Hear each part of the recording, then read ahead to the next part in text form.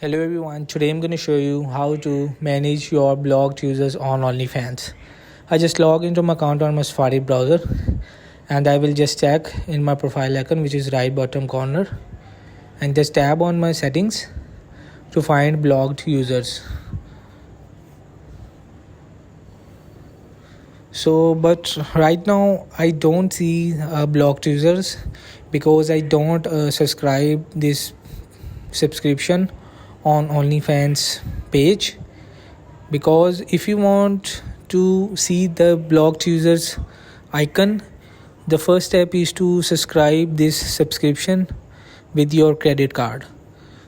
After subscription, you will be able to see the more options on this page in settings. So hope this video helped you. Please don't forget to like and subscribe and get notified for more videos.